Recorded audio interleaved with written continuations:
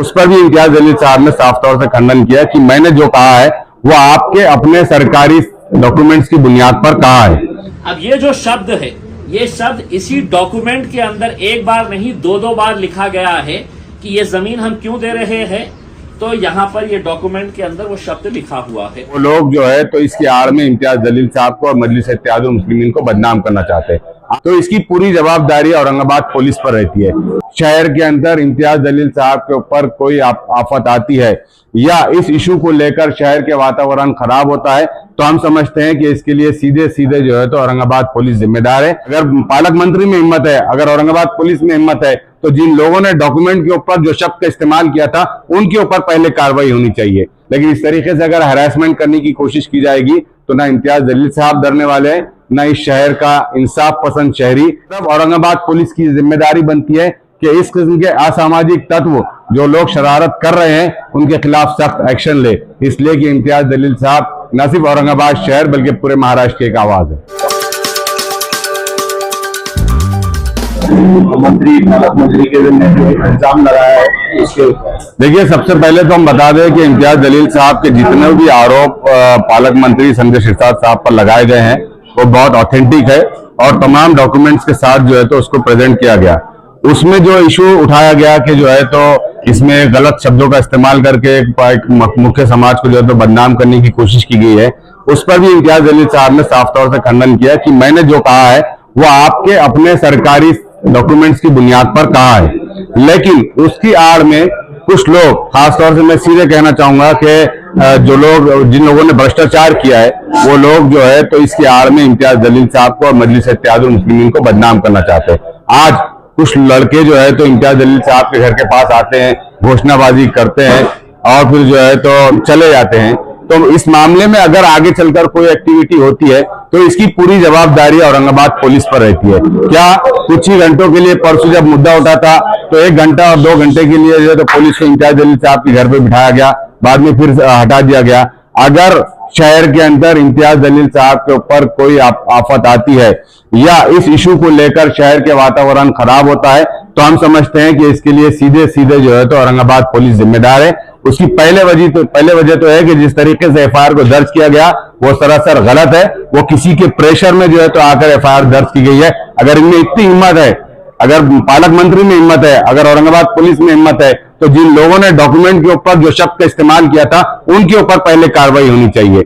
और जो है तो इम्तियाज जलील साहब ने जो भी शब्द का इस्तेमाल किया, जो उपयोग किया, वो उस डॉक्यूमेंट्स की बुनियाद पे किया गया। लेकिन इस तरीके से अगर हरासमेंट करने की कोशिश की जाएगी तो ना इम्तियाज जलील साहब डरने वाले हैं, न इस शहर का इंसाफ पसंद शहरी, चाहे वो हिंदू हो, चाहे मुसलमान हो, चाहे हमारा दलित भाई हो, हर कोई इम्तियाज जलील साहब के साथ खड़ा है। उसकी बुनियादी वजह यह है कि इम्तियाज जलील साहब ने पिछले 10-11 सालों से जिस तरीके से लूटम लाट चल रही थी, जिस तरीके से भ्रष्टाचार चल रहा था, उसकी पोल खोली है और डॉक्यूमेंट्स की बुनियाद पर खोली है। इस लिहाज से अगर ये लोग समझ ले कि जो लोग इस तरह की हरकतें डराने की कोशिश कर रहे हैं, हम डरने वालों में से नहीं है। दूसरी तरफ औरंगाबाद पुलिस की जिम्मेदारी बनती है कि इस किस्म के असामाजिक तत्व जो लोग शरारत कर रहे हैं उनके खिलाफ सख्त एक्शन ले, इसलिए कि इम्तियाज जलील साहब न सिर्फ औरंगाबाद शहर बल्कि पूरे महाराष्ट्र की एक आवाज है। पालक मंत्री को अभी समाज क्यों नजर आ रहा है? अभी तक समाज दिखाने उनके लोग घरा तोड़े गए दलित समाज के, जब आए नहीं, अभी क्यों आए? अभी समाज को आगे करके अब ये सवाल का जवाब तो आपने पालक मंत्री से पूछना चाहिए। वो इस वक्त जो है तो समाज कल्याण मंत्री नहीं है, वो अपनी फैमिली कल्याण मंत्री हो गए, जिसके तमाम तर दावे और प्रूफ जो है तो इम्तियाज जलील साहब ने आपके सामने रखे कि कैसे 150 करोड़ की प्रॉपर्टी को अपने सियासी दबाव के तहत 64 करोड़ में खरीदा जाता है, कैसे 10 एकड़ की जगह जो है तो करोड़ों रुपए की होती है उसे सिर्फ चंद लाखों करोड़ों रुपए में खरीदा जाता है, जबकि एक जो है तो खासतौर से दलित समाज के कल्याण के लिए रखी गई थी। क्या पालक मंत्री संजय सिरसाट साहब बताएंगे कि अभी भी उनको कल्याण की, कि अभी भी उनको पैसे कमाने की जरूरत है? वो क्यों नहीं समाज के दूसरे दलित भाइयों को इस किस्म की जमीनात दिलाते हैं? क्यों नहीं दूसरे समाज के गरीब दलित हमारे भाई बहने, उनके लिए तो नई नई स्कीम्स लेकर आ सकते हैं, लेकिन नहीं, उन्होंने समाज को छोड़कर अपने आप का फायदा किया। ये सरासर गलत है और अगर इसकी आड़ में इम्तियाज जलील साहब को टारगेट करने की कोशिश करेंगे तो हम बर्दाश्त नहीं करेंगे। इम्तियाज जलील साहब के खिलाफ चाहे मोर्चा निकाले, चाहे घोषणाबाजी करे, चाहे कुछ करे, वो अपने मामला से, वो अपने बयान से पीछे हटने वाले नहीं है। अगर इस किस्म की हरकतों से शहर का वातावरण बिगड़ता है, तो इसके लिए औरंगाबाद पुलिस जिम्मेदार है। इसीलिए हम आपके माध्यम से पुलिस से मैसेज कन्वे करना चाह रहे हैं कि इस किस्म के शरारती तत्वों को के ऊपर वो सख्त से सख्त कार्रवाई करे, ताकि जो है तो शहर का वातावरण अमन अमान कायम रहे। देखिए, अभी शारिक नकबंदी साहब ने जिस तरह बताया कि इम्तियाज जलील साहब ने जब से यहाँ के पालक मंत्री के बारे में कहा है, और वो कोई ऐसी मन घड़त बातें नहीं है, रिकॉर्ड के साथ में उन्होंने पेश किया है। लेकिन पता नहीं क्यों कुछ दलालों को जो है तो ये बात बुरी नजर आ रही है, और इसलिए भी बुरी नजर आ रही है कि इम्तियाज जलील साहब जो है तो जो भी महाराष्ट्र सरकार के साथ में घोटाले हो रहे हैं या उनके अंडर में हो रहे हैं, वो उजागर करने में लगे। तो मैं समझता हूं कि ये लोग रोडों पे उतरकर इम्तियाज जलील साहब का विरोध कर रहे हैं, इनको कहीं ना कहीं पता है कि ये 7-7 करोड़ रुपए की जो इन्होंने फाइलें डाली है, तो ये टोटल बोगस है। अब इंशाल्लाह उसका भी जो है तो भांडाफोड़ किया जाएगा, क्योंकि आप बता रहे कुछ है और गवर्नमेंट को लूटने के लिए जो होता है ऐसे मंत्रियों का इस्तेमाल कर रहे हैं। और मैं अभी जैसा शारिक साहब ने कहा, इम्तियाज जलील साहब के घर के सामने से कुछ जो है तो गुंडे टाइप के लोग जाते जाते नारे लगा रहे हैं, कुछ गैर गलत बात कर रहे हैं।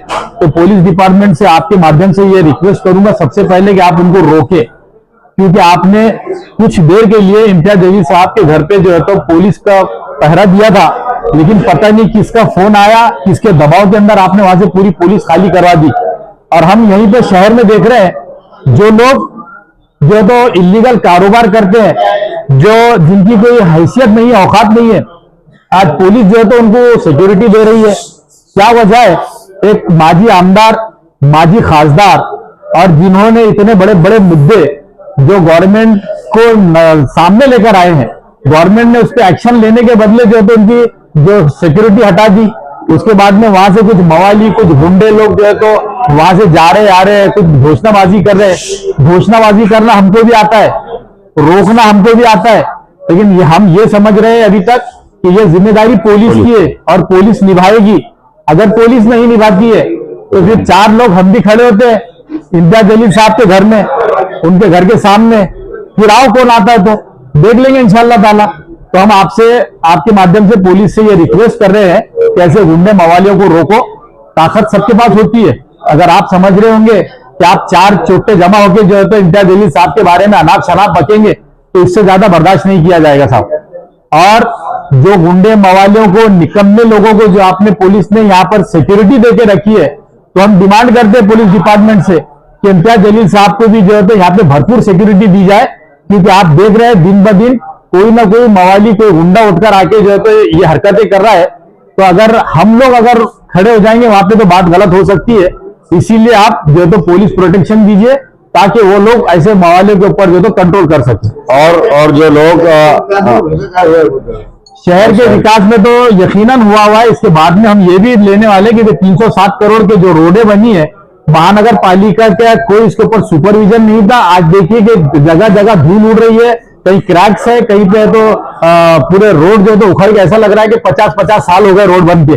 तो ये भ्रष्टाचार के मुद्दे तो आते रहेंगे, क्योंकि MIM जो है तो लोगों के काम के लिए आई है, भ्रष्टाचारियों को सपोर्ट कभी नहीं करेंगे हम लोग। एक और बात ये समझिए, एक और बात ये है कि अनकरीब जो है तो महानगर पालिका इलेक्शन होने जा रहे हैं, और जाहिर सी बात है कि इस शहर में दलित मुस्लिम जो इत्तेहाद था, वो इत्तेहाद से दूसरी पॉलिटिकल पार्टियों की नींदें उड़ी हुई है, और वो इस बेबुनियाद मुद्दे को बुनाने की कोशिश कर रहे हैं, और दलित और मुस्लिम समाज के अंदर नफरत और तेढ़ निर्माण पैदा करने की कोशिश कर रहे हैं।